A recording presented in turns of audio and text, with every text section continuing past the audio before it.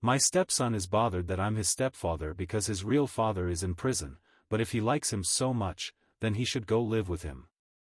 I've been married to my wife for 8 years, and I've known her for 10.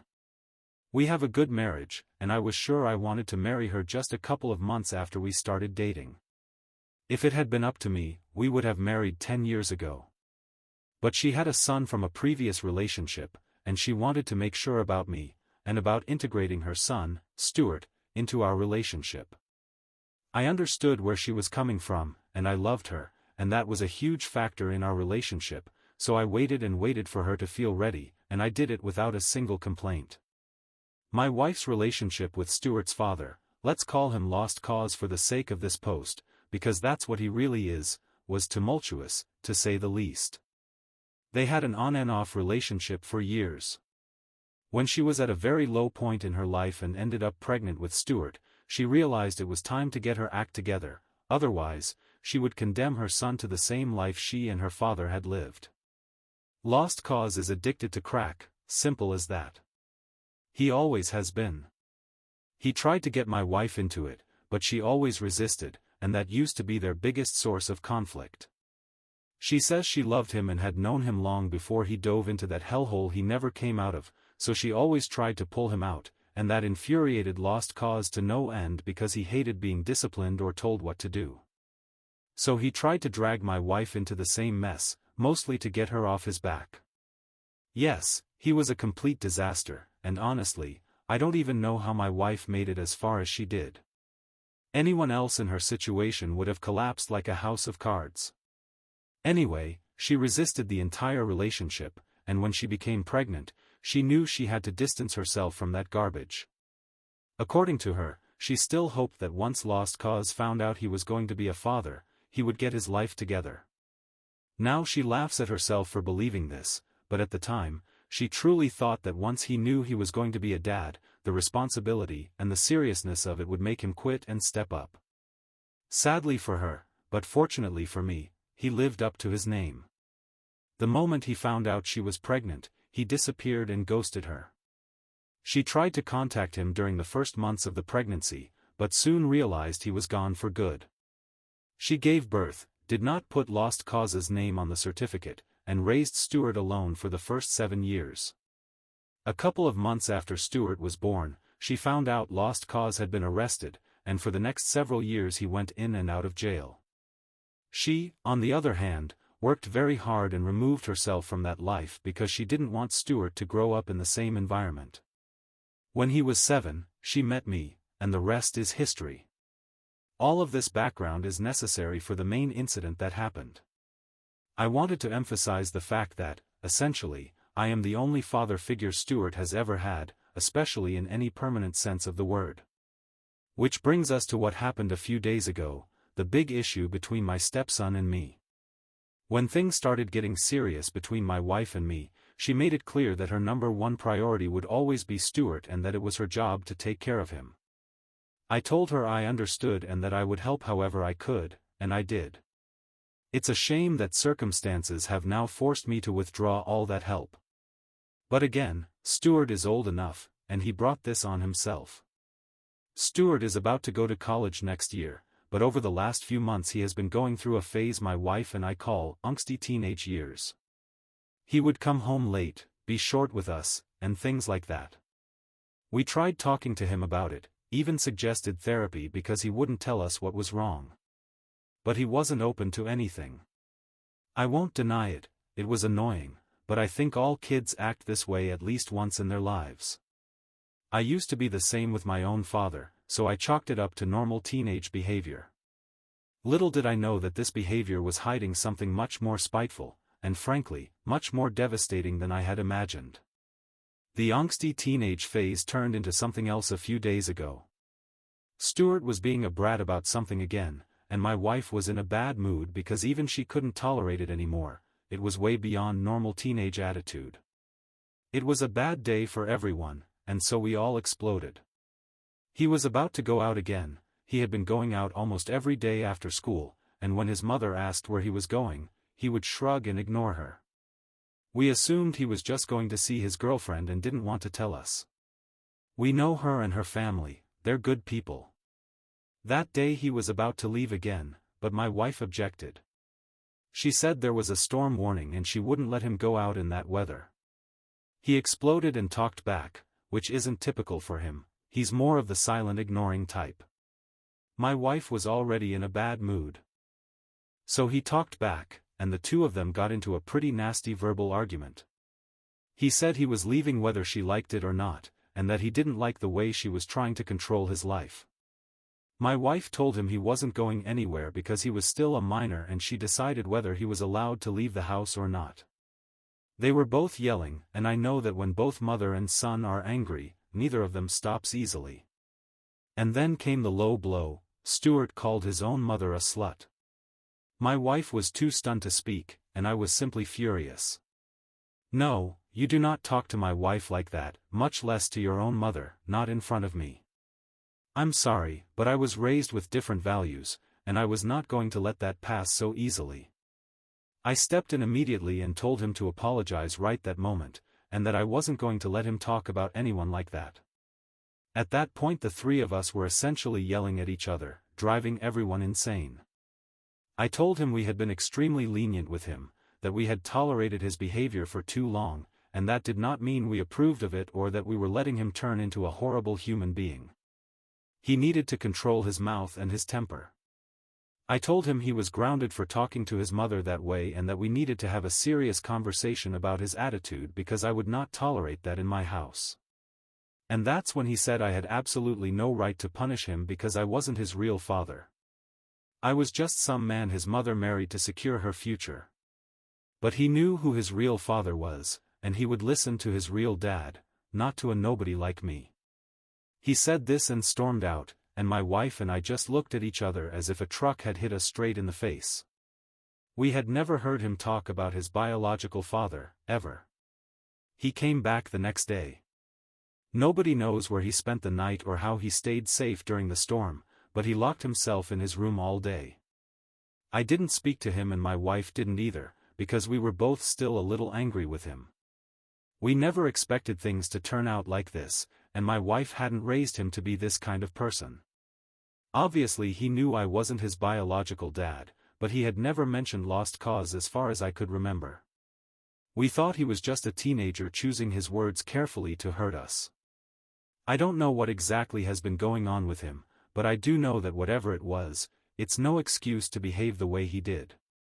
We waited a day or two for him to come to his senses and apologize or at least talk to us, but that never happened.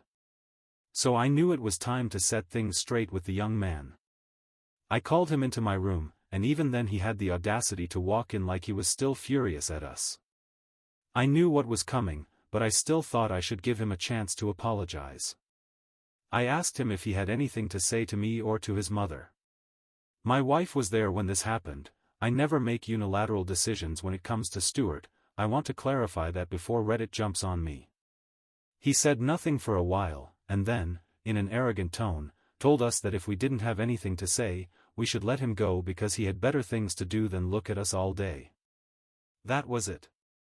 I told him it was time to make some space in his very busy schedule, because I was not paying his college tuition anymore.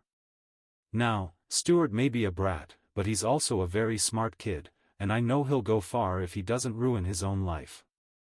I had been saving a college fund for him, and I revoked it right then. If I'm not your dad, then you don't get my money.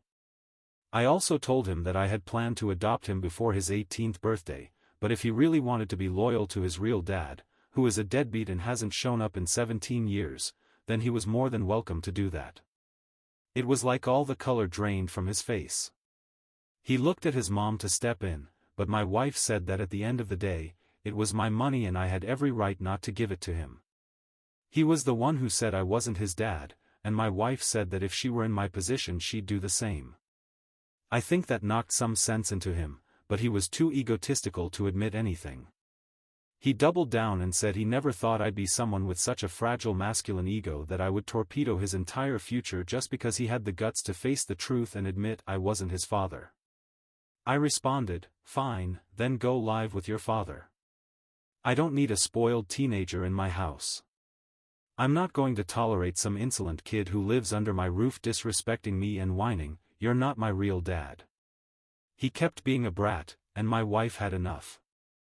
I had to leave the room because I would have done something I'd regret. My wife stayed and talked to him a bit more. I could hear fragments from the other room, neither of them was keeping their voice down. From what I understood, which wasn't much, she was trying to tell him he was being mean and rude and that he was jeopardizing his entire future if he didn't realize his mistakes. And he said he was tired of her, that he was already paying for her mistakes she had made in the past. I'm not quoting word for word, but that's the central idea of what was happening, and frankly, it made my ears perk up like nothing else.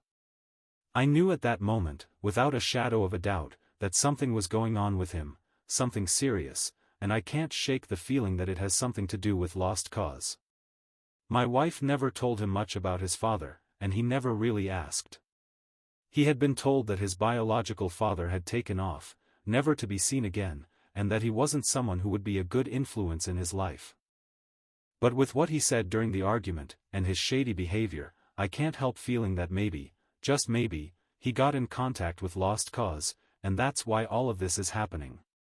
I know it's far-fetched, and he doesn't even know what lost cause does, and neither do we. The idiot is almost always in jail, but I don't know, something doesn't feel right about it.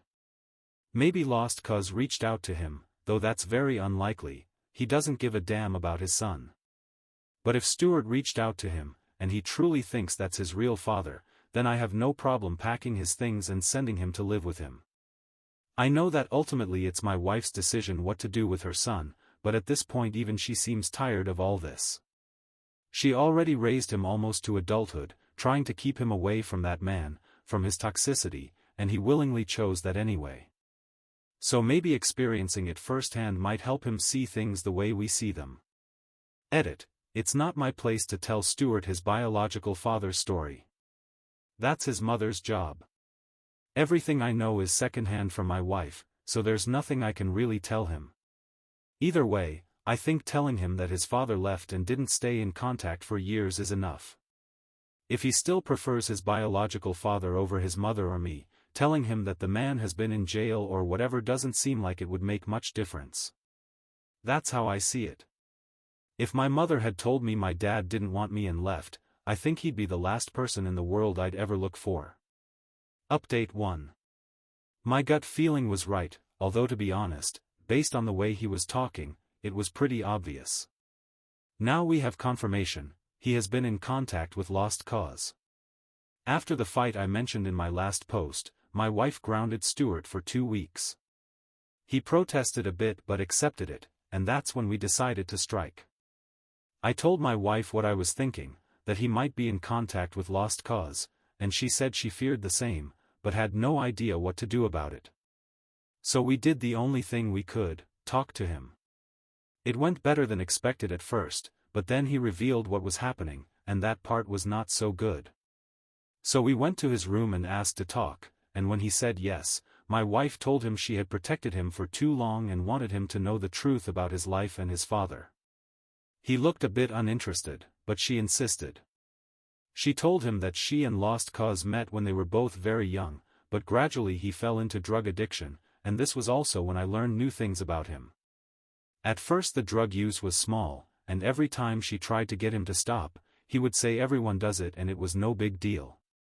She tried very hard to get him out of it, and he tried to drag her into it, both failed. She said during insane drug highs, he also hit her. That was new information for me, but I could imagine it. Then, when he sobered up, he would apologize and cry and make a scene, saying things like he wasn't aware when he did it and that he wasn't the same after using the drug. Yes, my wife stayed because, well, she didn't know better and she was an abused person, very different from the woman I know now, who stands up to her son in multiple arguments. Eventually she understood, when she got pregnant with Stuart. Something about becoming a mother, hormones, mood swings, whatever, made her see the toxicity clearly. Despite all the history of drugs and violence, she still hoped that once she was pregnant, he would get his act together and finally show up in the way she wanted. She didn't want to be with him, but maybe he would have an epiphany like she did. But that never happened. She said the moment she told him about the pregnancy, he ran. Literally ran, because they were meeting in a public place with people around, and when she mentioned the pregnancy, he practically sped out of there as fast as he could. My wife talked to Lost Cause's mother. But she also wasn't in a good relationship with him either. There's a reason I've been calling him Lost Cause, not because that's his real name, but honestly, if it were, it would fit him perfectly. She said that was when she realized she was completely alone in this, but in hindsight that was better, because she didn't want Stuart growing up with a man so selfish he could never see anything beyond himself. She was proud of herself for building a life far away from him and separate from him, making sure Stuart never had such a terrible role model as his biological father, because if he had stayed in his life in any capacity, it would have been very toxic. She said the last thing she knew about him was that he had been arrested, but he never tried to contact her or Stuart in all those years. She said she just wanted to get it off her chest and that he deserved to know the truth about his father, his family, and his ancestry, and she knew he was old enough to handle it.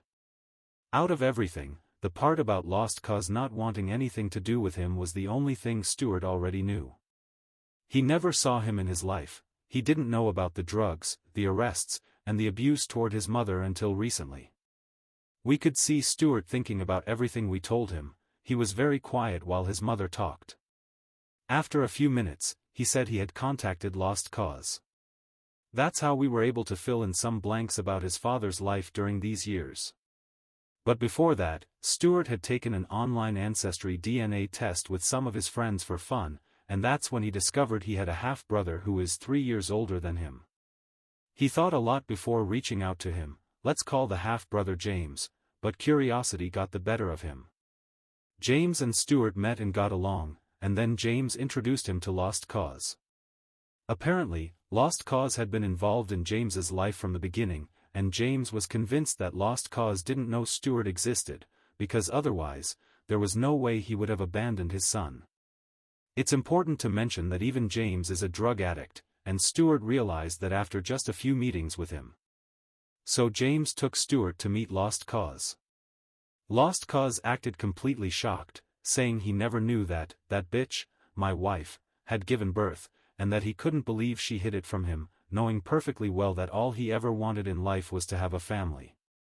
This is the worst part because Stuart allowed him to call his mother a bitch, and far from seeing it as a red flag, he just let it slide. Lost Cause and Stuart started spending more and more time together. So much so that Stuart used to steal food from home to take it to Lost Cause. According to Stuart, and he admits it himself now, which is a bit stupid, Lost Cause said his house had burned down in a massive fire and he had nowhere to go, so he was living on the street. No money, no home, no job, no food. So Stuart helped him with food, James helped him with money.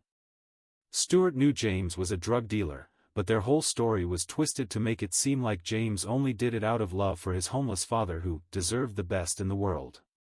And all this time that Stuart spent with them was affecting him. Maybe it's just me and the too many video games I played as a kid, but the story of James and Lost Cause doesn't sound any better. They didn't tell Stuart some fantasy story about Lost Cause working to build water wells in Africa. They literally told him that one sold drugs and used drugs while helping his father survive on the street. It was like, "Hi, I'm your father. I might do drugs, live on the street, and call your mother a bitch, but I always wanted a family and I love you." And Stuart answered, "I've always loved you with all my heart." I wasn't the only one thinking how insane that was, because my wife told him she raised him to be much better, and that if he wanted to listen to his drug-addicted father, then she could help him pack his bags, and that would be the last thing she would ever do for him as a mother. That's when the manipulation and crying started, because he thought it was unfair that his own mother would cut him off just because he wanted a relationship with his father. My wife had also saved for his university, but she told him he could have a relationship with whoever he wanted, yet she would not be the one financing it. He could have a relationship with Lost Cause, whom she called something less polite this time, or with his half-brother, but she knew exactly where the money would go instead of food and books at university. so she would not sit back and watch the plane crash. She also gave him two options: move in with his half-brother and biological father, or stay here until he turned 18, but if he could call his mother all those things and prefer that sack of excrement after everything she had done for him, then there wasn't much left to say. Lost Cause had no legal obligation to take care of him until he was an adult, since he wasn't on the birth certificate, but she did. Only because of that was she allowing him to stay. The argument ended soon after, and I didn't add much because I think what my wife said was enough. I believe Stuart has a very small chance to make things right here. Either he realizes the terrible mistake he's making, gets on his knees, apologizes to his mother, and prays her anger passes. Or he keeps going down this path and ends up very badly. Update 2. I thought 3 weeks wouldn't be enough time to have new things to tell, but I underestimated the power drug addicts have to cause problems everywhere they go. To begin with, Stuart is still firm in his idea of keeping contact with his father, even after what I'm about to tell you. He has decided to stay until he turns 18, because, well, his father practically lives on the street and it's not like he has a spare room for him, unless Stuart enjoys sleeping under the stars. We have no legal option to kick him out because he's a minor. Either way, he and his mother are not talking, and he talks even less with me. I can see how much this hurts my wife, but she also knows she did everything she could for him during those 17 years. There is nothing left to do. At some point in life you just have to let them make their own decisions, whether right or wrong. Maybe he will come to his senses before he turns 18 and at least not destroy his relationship with his mother forever, but I doubt it. His father got arrested again. After trying to rob someone in the park. It was at night, and Lost Cause, now behind bars, used a knife to threaten him and take his wallet. He was arrested a few days later because someone recognized him from the street. For now he is locked up, and Stuart believes he only did it to get food, that he is a victim of the system. That was the last thing he mentioned during a final argument he had with my wife, though I wasn't home at the time. No matter what Lost Cause does or says, he always looks good in Stuart's eyes. The only good thing Stuart is doing at the moment is continuing to apply for university scholarships. He was going to need them anyway, even with our money, but now he has even more reasons to do it. I saw him on his tablet the other day doing it. We don't know what plans he has for his birthday, but my wife remains firm that on that day he must leave the house, no matter what. I used to think that if he at least apologized, maybe my wife wouldn't want him out. The saved money is now completely off the table. But seeing how Stuart reacted after Lost Cause's arrest, I guess he will turn into Lost Cause Jr. Update 3. Stuart turned 18, and as his mother promised, the only thing she told him that day was to take his things and get out. Harsh, but fair. It must hurt like hell to have your own son use the words of your abusive ex against you. Stuart hadn't packed anything for that day. He surely thought my wife would soften up because it was his birthday. But before going to work she told him to leave, and that was it. I stayed working from home that day. My wife didn't want to leave Stuart alone in case he decided to let his father or half-brother into the house while we were gone. Over the months we've taken some extra security measures because of that, but she no longer has any legal responsibility over Stuart, and he's gone. That happened about 5 days ago, and it was the most important event for us, so I wanted to tell you. What happened with Lost Cause is now completely surreal. He decided to turn his other son into the police, giving them details about his little drug-selling business so he could reduce his own sentence. So his older son went to jail, and he got out with just probation. The only positive thing is that there is now one less drug dealer on the streets. Lost Cause is out of jail, but if he doesn't get a job soon, he could lose that benefit. I might sound optimistic, but that guy is not going to get a job even if his life depended on it. He depended on both sons for food and money. Now he has thrown one under the bus, and the other will surely secure him a better fate. I'd like to take a break from this story because my wife and I need to recover. Maybe you'll read from me in a week, or maybe I'll never return, but this is what I can give you today. Update 4. Hello to all of Reddit. it's strange to reopen my account and remember when I used to come here often. For a few months I read many of your comments, and that helped. Today I'm in a much better place, and so is my wife. She thanks you for sending your well wishes all this time. For anyone who wants to know my story and refresh what has happened, here's a summary. If not, you can skip to the next paragraph where the new update begins. We had hoped that my stepson would eventually attend college on his own. He had a big mouth for talking, so we hoped he also had what it took to go. But it ended practically in the worst possible way, crashing and following a life very similar to his father's. Some time ago I read that it's interesting how addictions can have a genetic component. Some people are more prone to developing dependencies on something, and there may be, or there is, a genetic factor that predisposes them. He has been going in and out of rehab over the last few years. We know because he has asked us for money to do it, but we have made peace with it and told him no. He has had to go to free places, which is not ideal. His half-brother got out of prison about 2 years ago, so Stuart went to live with him for a while. He still thinks his father is another victim, which led to an argument with his half-brother, who kicked him out. This is the same father who turned him in to the police to save himself. Stuart told us he was homeless the last time he asked for money because his half-brother had kicked him out, and he told us why. But after that, we didn't hear from him again. That was about 3 months ago, maybe more. Now what brings me here is that Lost Cause has just received a new sentence that will keep him behind bars for a long time. When we left things in my previous update, he was on probation, and after failing to find a stable job, he was sent back to prison to serve his sentence. Except he resisted arrest, he tried to stab an officer when they went looking for him in a squatter house. That earned him roughly 4 more years. It wasn't his first crime or his first chance. But recently, evidence was discovered from an open case involving Lost Cause, who is no longer lost. No one is looking for him except Stuart. It's a pretty heavy case, a murder in which he was indirectly involved. He was buying what he consumes while someone was being murdered, but he was seen as an accomplice for not telling the police when questioned. So to the 4 years he is already serving, another 6 are added. He will be due for release in 2033 because he has already spent almost 2 years in prison on the first sentence. I have always been considered an optimist, so I don't think he will get out of there.